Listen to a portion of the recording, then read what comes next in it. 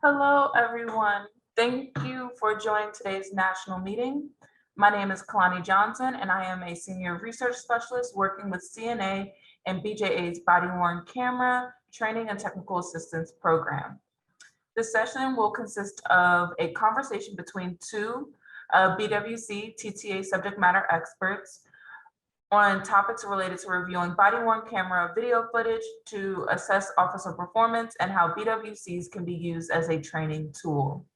The linkage between performance reviews and using the results of those reviews to inform officer training will also be discussed.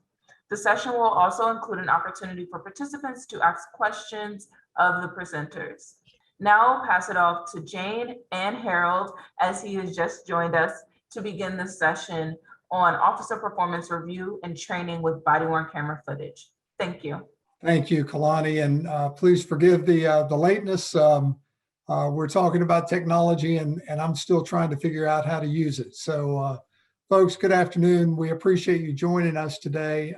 Before I get started, I just want to reinforce what Kalani shared with you. Please consider this very interactive, and my colleague and I would very much like to see questions and comments as we go through this this conversation over the next few minutes. So we appreciate you joining us today, and we hope that you'll take something away from this that is of value. As Kalani said, I'm Harold Medlock. I'm a retired chief from the Fayetteville, North Carolina Police Department.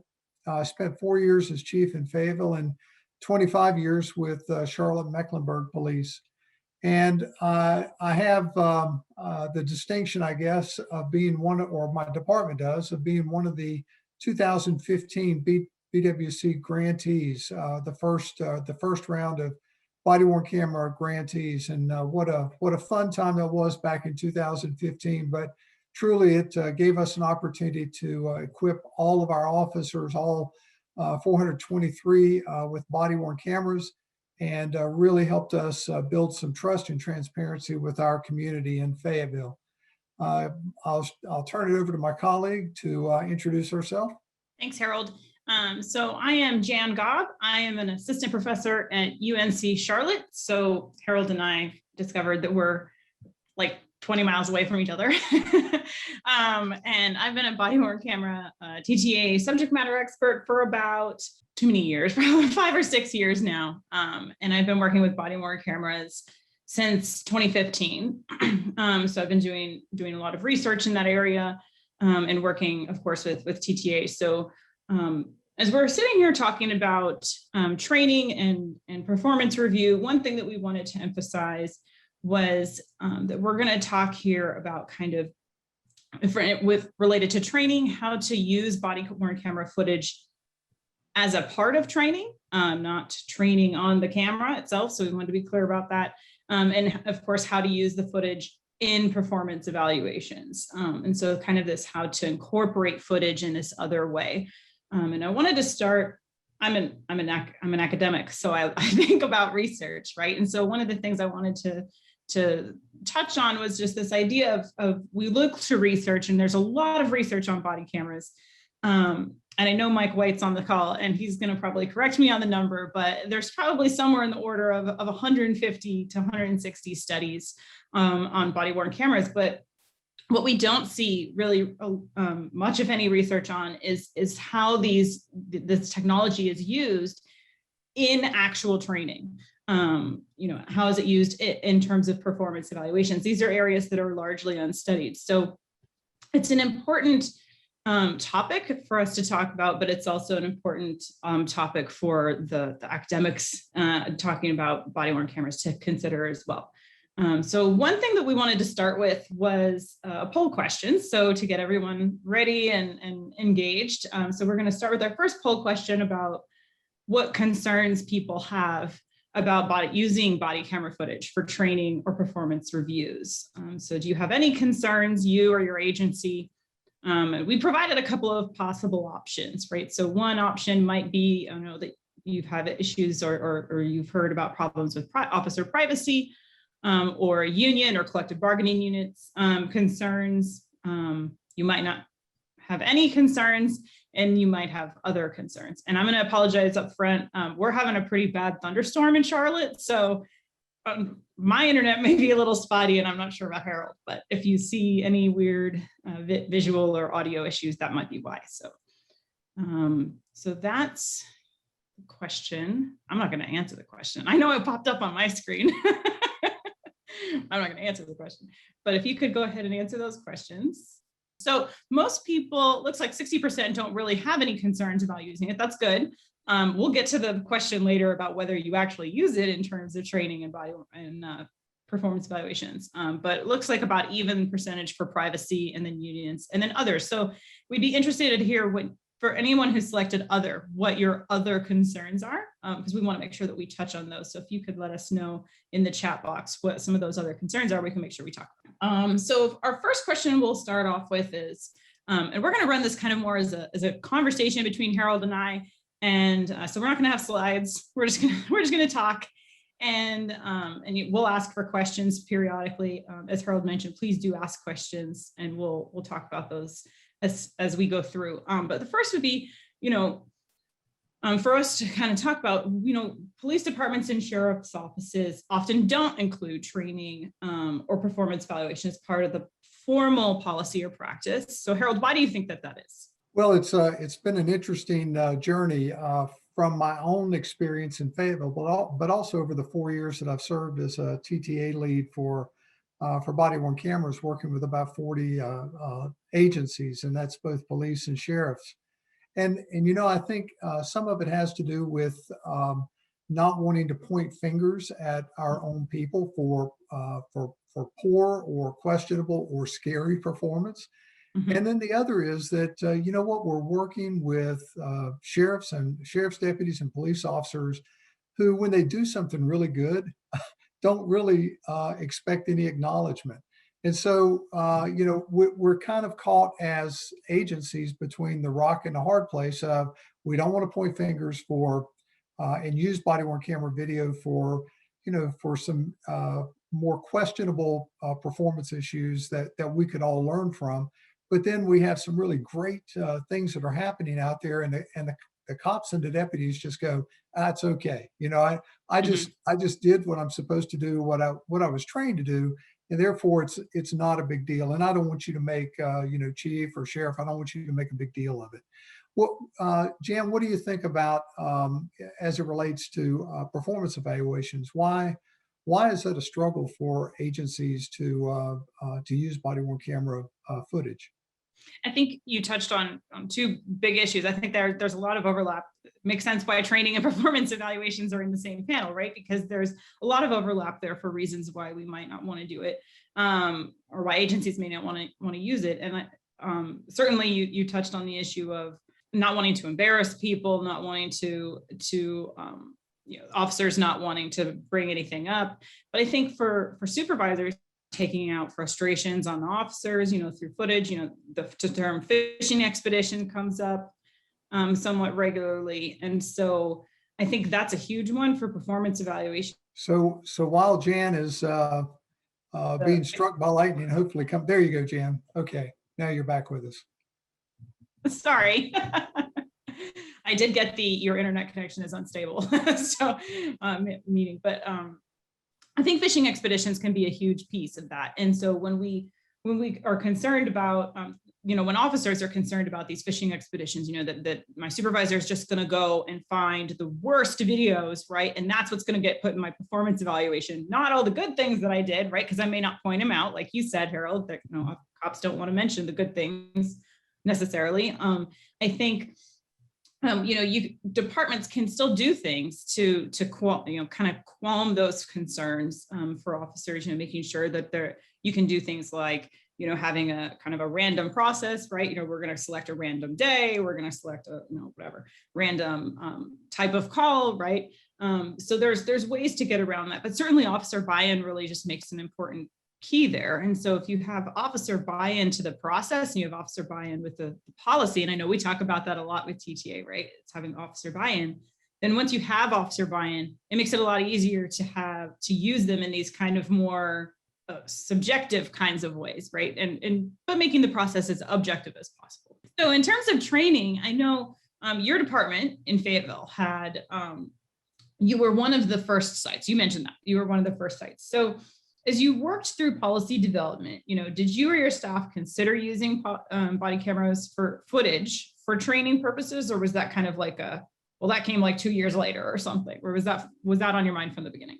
Jan, I could give you the body worn camera TTA company line, Right. but I'm actually going to give you the truth. So we did in 2015 exactly what every other department, as they're going through the grant process and the policy scorecard process, did.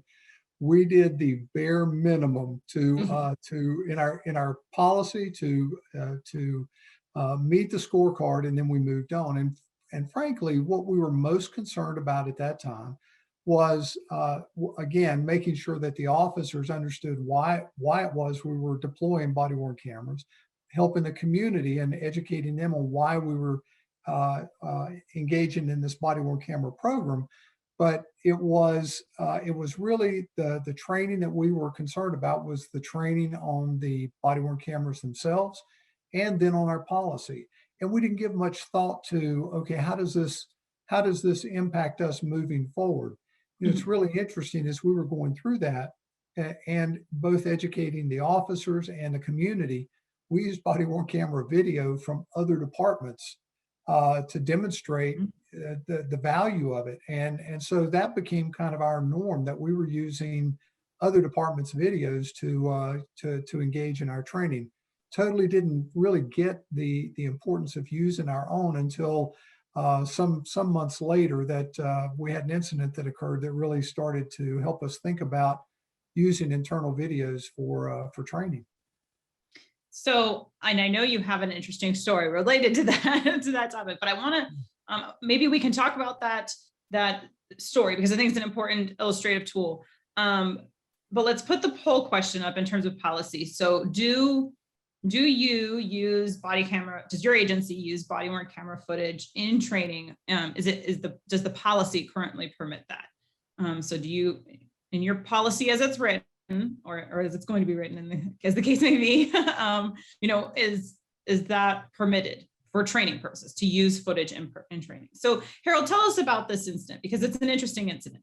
Yeah, and Jan, just to make sure that everybody understands, we're not talking about the scorecard and training on body worn camera video or body worn cameras themselves in the policy. We're talking about ongoing in-service training. So, several months after we deployed our body worn cameras, we still had in-car cameras, and of course we're going to a more integrated approach with body worn and the car cameras. And I got a call one night at 3 a.m., which anyone who is a chief or a commander that's on this call knows that can never be a good call at 3 a.m. The watch commander said, "Chief, you probably need to get up and come out here. We've had a police car stolen and involved in a chase and crashed in a major intersection in Fayetteville, and there are several people going to the hospital." And so, after my blood pressure, well, it never did go down, I'll be honest with you, but jumped up, got dressed, and ran out to the scene. And Jan, when I arrived, it looked like a war zone. There were cars everywhere in this major intersection at 3 o'clock in the morning. It was cold, it was rainy, and I couldn't. I wanted to find the officer whose car had been stolen, and a very wise sergeant had already removed him from the scene and taken him back down to police headquarters. And I couldn't understand how a police car could be stolen and then be involved in a chase. And here's the story that the video told before we ever really sat down and talked to the officer. And it was this: he and his partner were on a domestic violence call. They had made an arrest. It was cold, rainy that night. The skinny idiot that they locked up for domestic violence, they placed him in the police car with his hands behind his back, but he didn't have shoes or he didn't have a shirt on. And so this guy is sitting in the back of the police car. The officer left the car running, turned the heat on high, left the pass-through window and the plexiglass shield open so this guy could get warm. And while they were engaged in speaking with the victim, This guy puts the handcuffs, is able to wriggle them as we have seen in videos, Mhm. wriggle them from the back to the front and go through a 12 by 12-inch screen, pass through in the screen, crawl in the front seat of the police car and drive off. So we had we had we had several policy violations that night. One, we had too many cars involved in the chase involving a stolen police car, and certainly a lot of things went wrong there. But after I saw the video, saw the real story of what happened, that officer had done just exactly really what I expected him to do, which was be concerned about the welfare of the person that's under arrest. He tried to keep him warm by leaving his car running. Who would have thought that this guy on this night could, wriggle out of the handcuffs, crawl through the window, and steal the police car, and again, take off. We had video from a variety of sources, even to the point of when he jumped and ran after crashing in the intersection. The officers, as they were coming very close to laying hands on him in a biblical sense, by the way.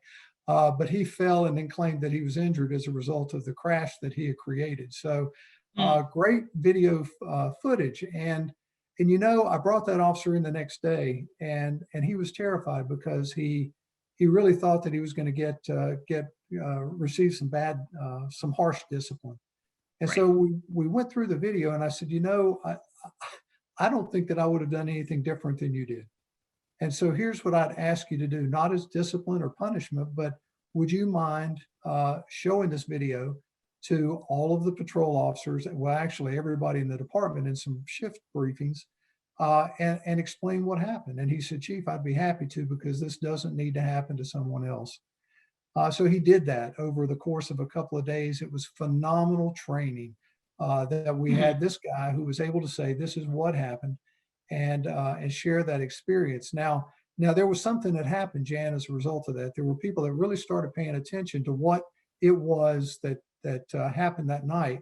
But a couple of days later, one of my house mouse commanders, and the officers know what I'm talking about, came running in my office saying, Chief, we have a problem. All of a sudden, all of our shields in the pass-through windows are being pop riveted shut. And we don't know who's doing it, and no one had permission to do it. And I'm like, what's the problem? So it is training was They learned from the video. Learned, that's right, and it worked out really well. And we really started to think about training in a different way there, where we didn't have the typical trainers from the academy, that would conduct this training. But when something really good or something really bad happened, Jan, we shared that with one another, some really heroic things, and then some really scary things. And again, we engaged our officers in helping us tell that story. So we never formalized that. And looking back on it, we should have, to even further encourage and solidify it. But it worked really, really well for us as we move forward with our body-worn camera program. So I see here that 94% of people said that they do have it in their policy, that it's at least permitted to use body camera footage for training purposes. 6% weren't sure.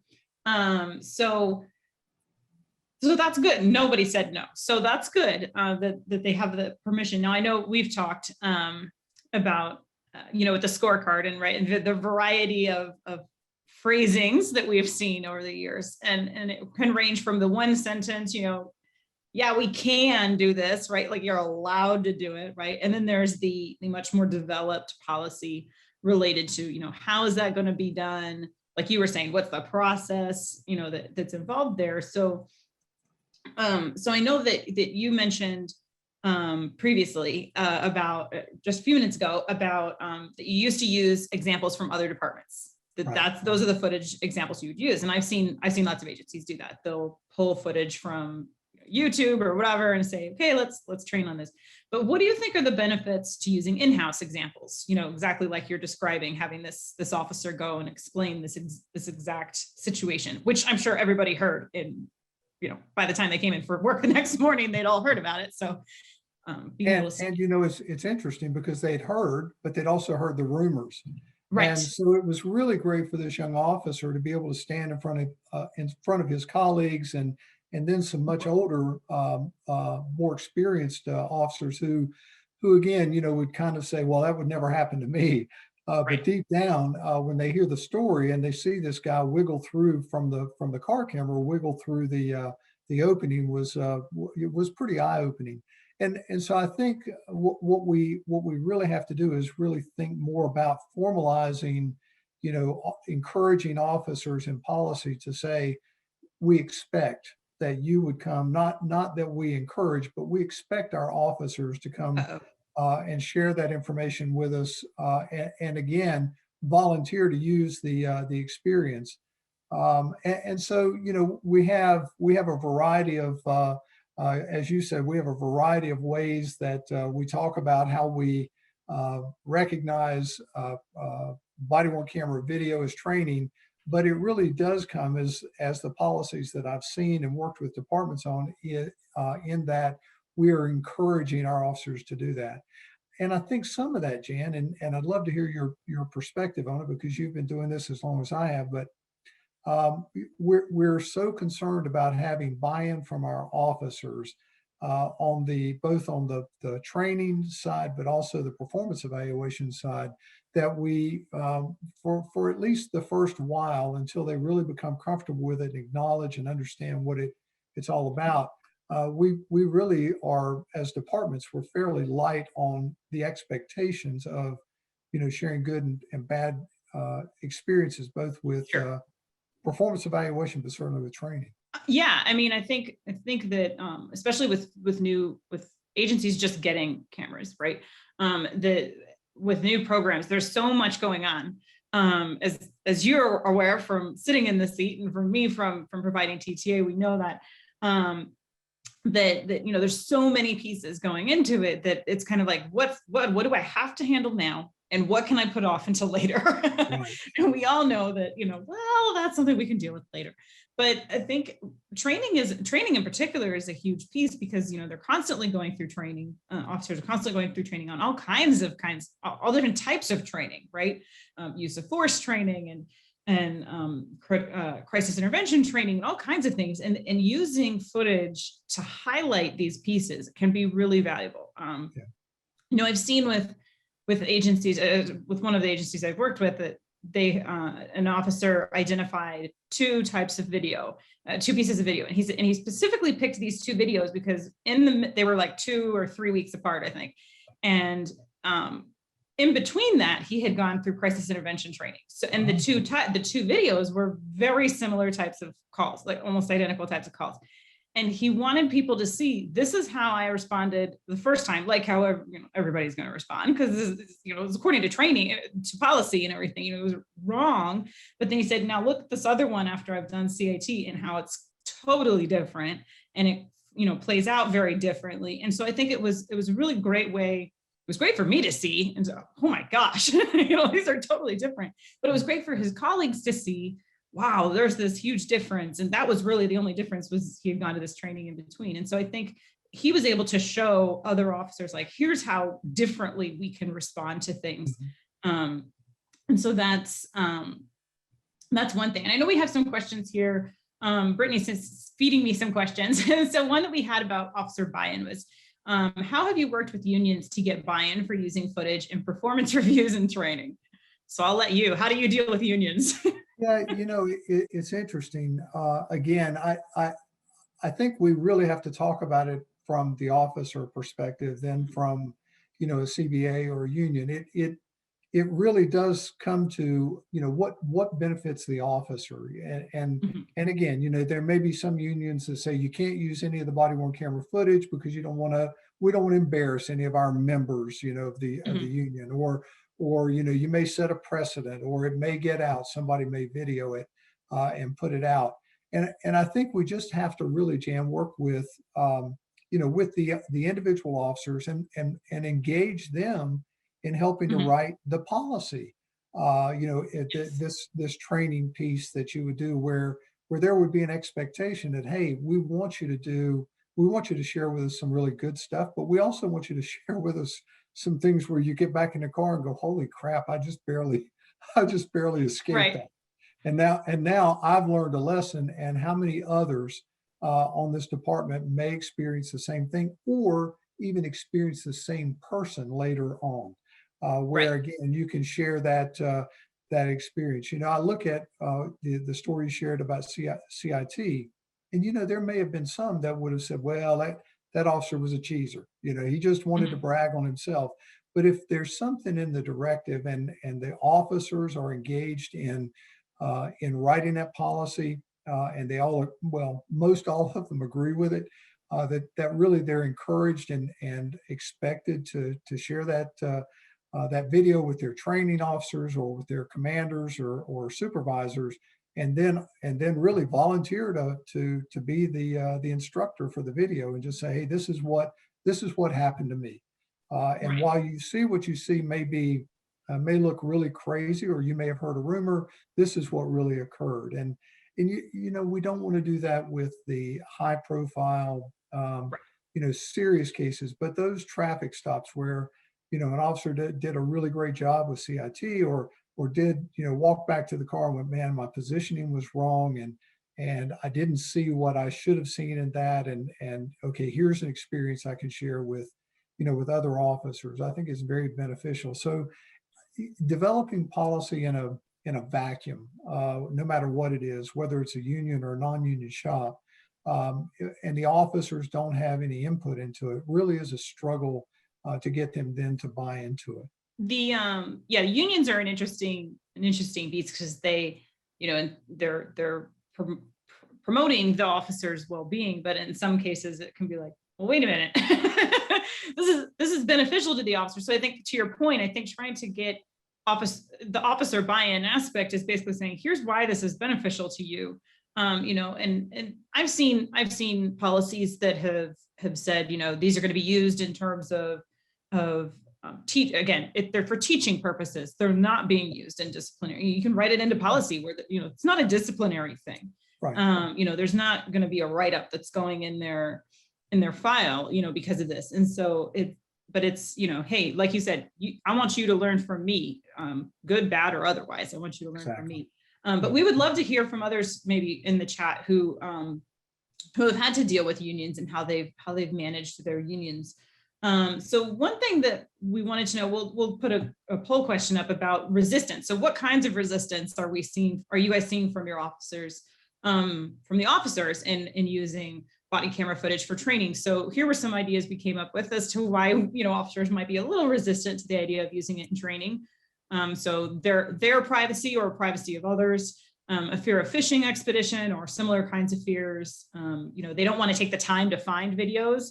I could see that, because it's already a lot of time, right, to tag the videos and upload the videos and everything. They don't want to have to go back and try and find them, or they're just really not all that interested in it. It's like, I don't really want to do that.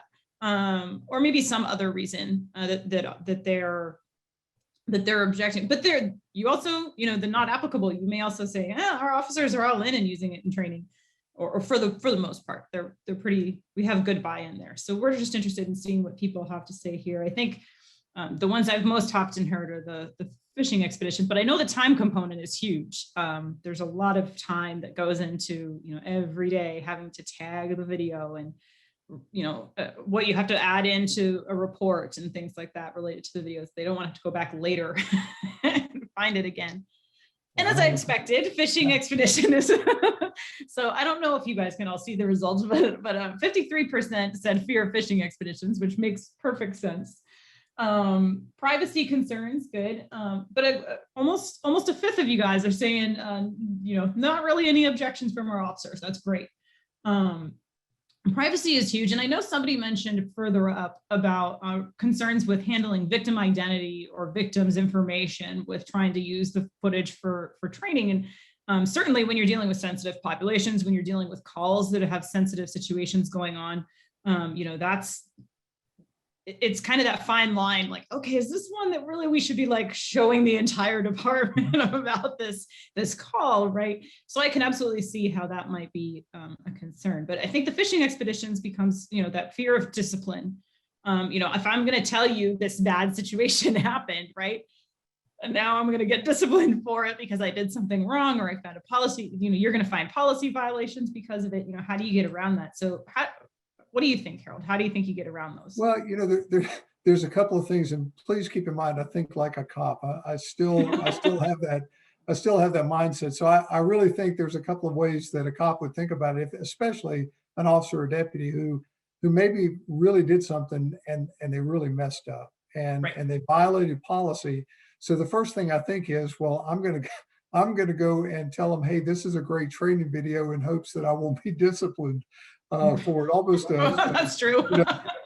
Trying to develop something almost like a plea bargain. Hey, I'll tell my story if you don't whack me too bad, Chief. So that's the first thing. But I think too, then there is that stigma that we have, that again, as law enforcement officers, that we're going to be made fun of, that there's going to be there's going to be some stigma that follows you around, when in fact we all make those goofy mistakes each and every day, or in the course of our career, and we just say to ourselves, there but for the grace go I. So again, you have to think about the way this thing is developed into a policy that says, you know what, you may have violated policy, we may have to discipline you, but we need to think about this for the good of others, because if you violated the policies, probably someone else did too. And even going back to the experience that we had there in Fayetteville, we did adjust a couple of our policies as a result of that. After the house mouse came running into my office and said, Chief, they're illegally securing the pass-through windows. We changed the policy and we actually officially pop riveted all of those windows to secure them. So it did help us to adjust some of the other policies, but it really at the end of the day, the officers have to know that I'm not just doing this for me, and I'm not trying to get out of something. Likewise, I'm not trying to blow my own horn. I'm just trying to keep my fellow officers safe and healthy, and probably some members of the public as well. Right.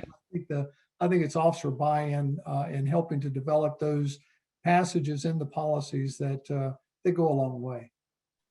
And I think the policy, we hammer on policy. We're going to hammer on policy through this whole thing, but it's a reiterated piece of the entire conference is, policy is key. When you have a good, solid written policy, you head off a lot of problems down the line. And so I think when we have well-written policies that manage this training component, and certainly performance evaluation as well, I understand where officers get concerned that, my sergeant just doesn't like me and they're just going to try and find footage that, makes me look bad or whatever, and that's a real concern for officers. And I think it's a well-crafted policy. And that's where, like you said, officer involvement in the policy, involving line level officers, involving supervisors in creating that policy can really help bring in the perspectives of other people. I think I do a lot of work with specialty units, and we see with specialty units that some of their concerns are related to other people just don't understand how we do things because we're a little different, I remember one of the canine officers telling me, anybody can look at you're going to look at that footage and it's going to look awful, right? It's going to look awful by any standard. It's going to look terrible, even if that, the dog apprehension was absolutely textbook they did everything they were supposed to do. It's going to look awful. And so I think there's definitely concerns where it's it just looks bad, right? Even if it's not. And so I think we need to involve, officers from different types of units, from different ranks, just to make sure that we're really vetting this process. Does it make sense? And involving, of course, training units. We don't even talk about training units, but the training unit, can be one of those side groups, right? Where it's hey, go to the training unit and talk to them, right? You don't have to bring it to your supervisor. You can say, hey, training unit, so-and-so, here's a video that might be useful. So one thing, I know we're kind of running low on time, so I want to make sure we get through some stuff, but how do you think that departments can really encourage officers or deputies to identify videos that are, that depict both good work and not so good work and some innovative ways that they can really use that. I'm going to go back to the whole involving officers in policy development in those discussions. Again, you spoke a great point to the training unit, and they may be the ones, because usually those are the officers and deputies that are most respected in the department. They have that real experience that they're bringing to training, but maybe they're leading the discussions in some shift briefings or some officer deputy meetings where they're saying, look, folks, we're running low on videos, and we don't want to deal with something from 3 or 4 states away that they may have different policies or procedures or issues than we have. So let's really think about how we can do this. And so it could be that your officers then start to develop that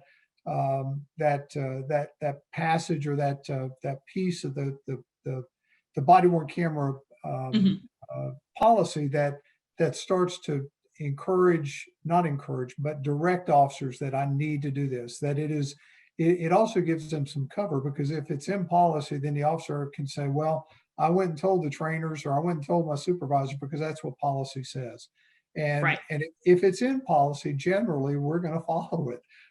We may not like it, but we'll follow it. But it does give some cover to those officers that for either good video or some harrowing experiences that body worn camera catches will allow us to better ourselves and better our departments. I continue to harp on the fact that if we have officer involvement in developing, what this looks like, you're going to have you'll have a much better policy overall, but you're certainly going to have much more involvement in how these things are produced and then given back to the officers. They're doing it for themselves. The command staff is not doing it to them. And the best thing that you can hear in a roll call when somebody reads a new policy that has had officer involvement in developing it is, who were the idiots that wrote this? And somebody across the room who's a peer says, I was one of those, and so, that kind of shuts down the whole, those people are idiots. This is really from the officers for the officers. So I think there's a lot of value in having that officer involvement.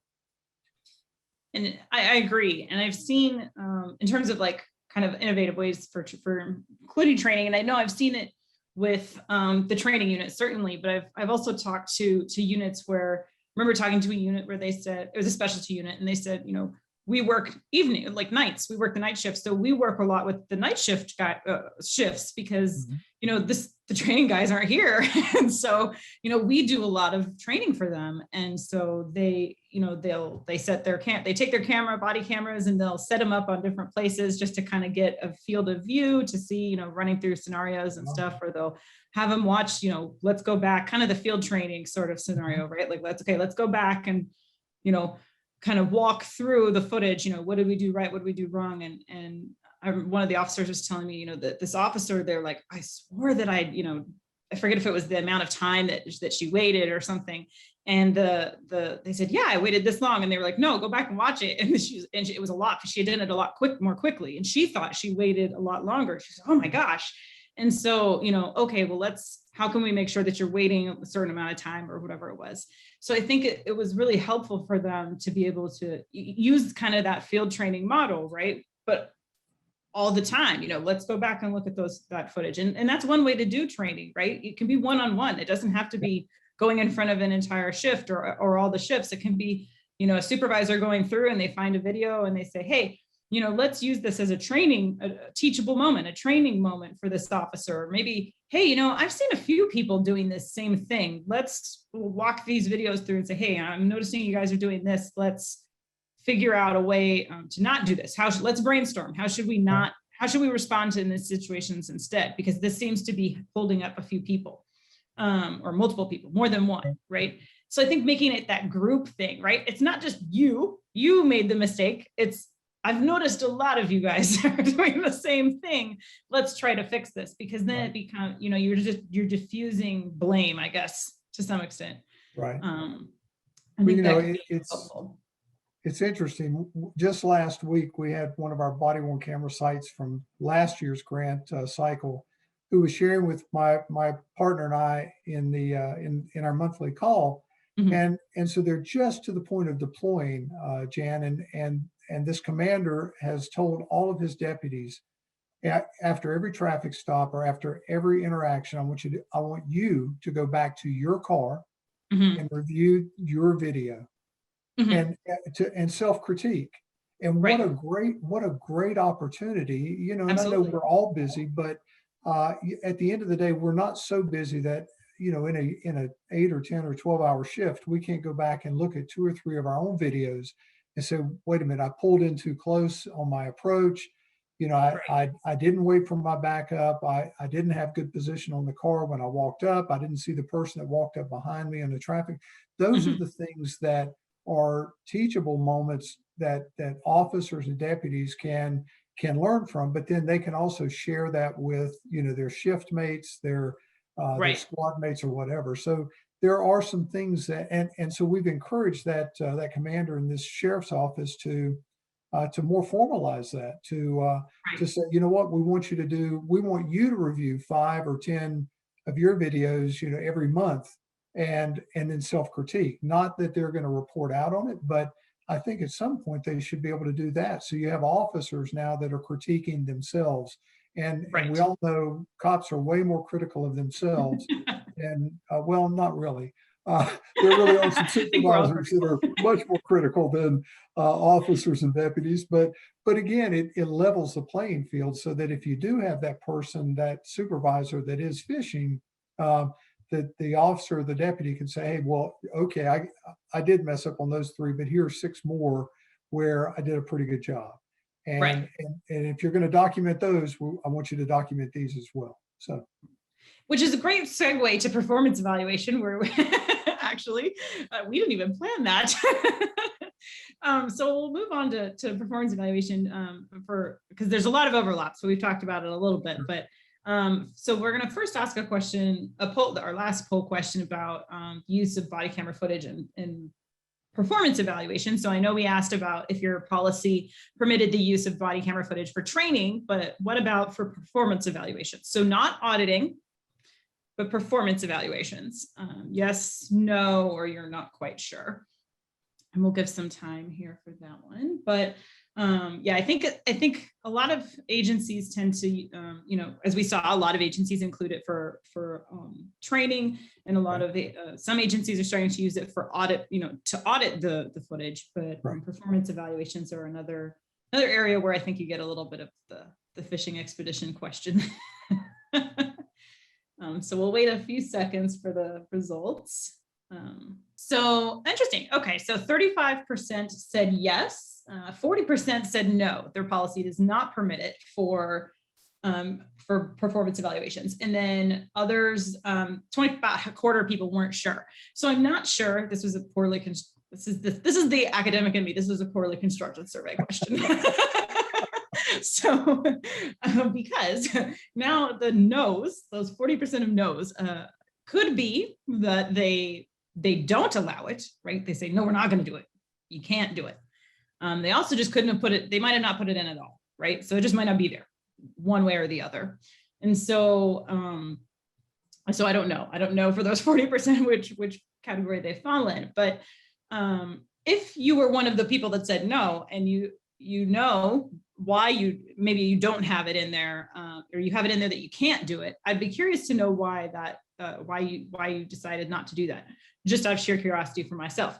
But some key things to remember when we're talking about body camera videos for performance evaluations, like training, again, is that performance evaluations are intended to show the good and the bad, right? What are you doing well? What are things you can improve on? And so I think keeping that mentality, like you said at the very end, right? Well, if you're going to show these 3 videos where I did something wrong, here are the 3 videos that showed me doing something really awesome, right? And so I think it's really important, if we're going to have a system set up and play for using it for performance evaluation, that it's balanced, right? What were the things we did well? What are the things you can work on? And that it's, like any good performance evaluation, that it's really set up in that fashion, just as the written performance evaluation would be set up that way. So trying to make sure that we're finding video footage. And again, you can ask officers, hey, show me areas, show me ones that, were what you improved. And it could be really helpful if you're doing it once a year, right?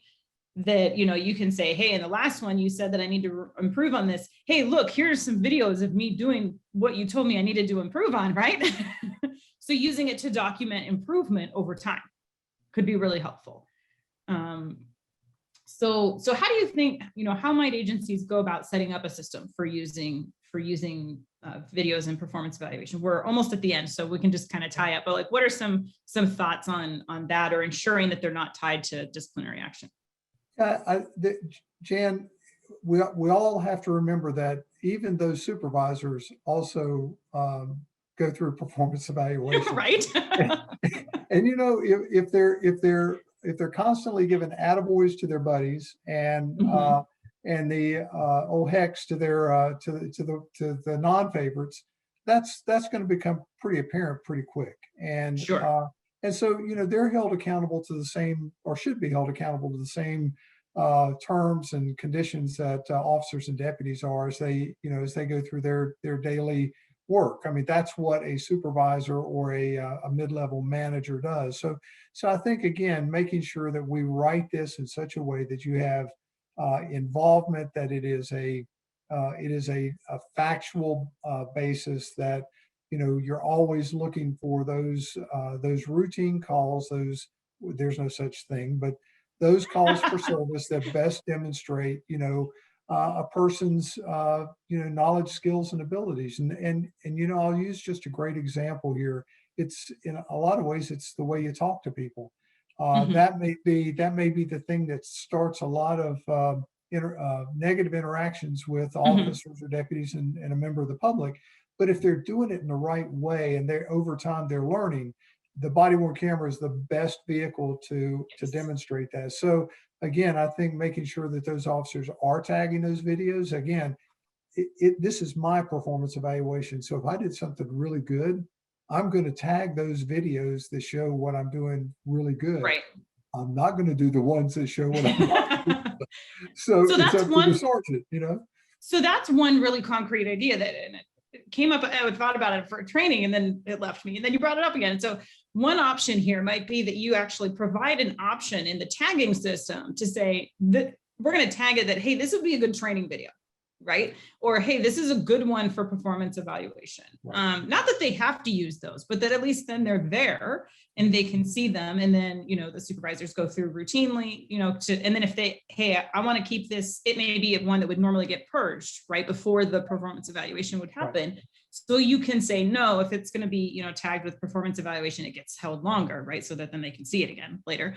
Right. But I think having those tagging options is a really easy way, because then they can tag them or not, or you can go back and tag them too. Right. Yourself. Right. So we're almost done. By my clock anyway, we're almost finished if I see it, the time right. But are there any questions people have? I hope that you've been adding them through the chat.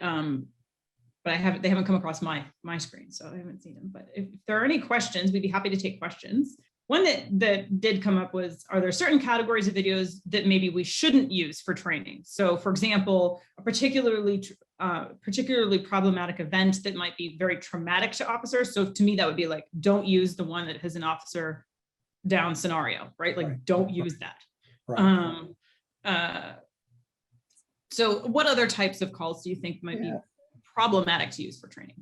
Jan, I'm always sensitive to the sex assault victims, the kids as victims, the children as victims. That was the one that came up for me. Yeah, the DV calls where someone's been pretty badly brutalized. Those are the ones that you don't want to use. And I was thinking, as earlier in our discussion, 6 years ago when we implemented body-worn cameras, we also then had to go and find a redaction software, which was ridiculously expensive at the time, so that we could, if we had to, show those videos. Most manufacturers now, most vendors have redaction features built in, and so I'm still really sensitive about those. I'm sensitive about officers being injured, and I mean seriously injured, Mhm.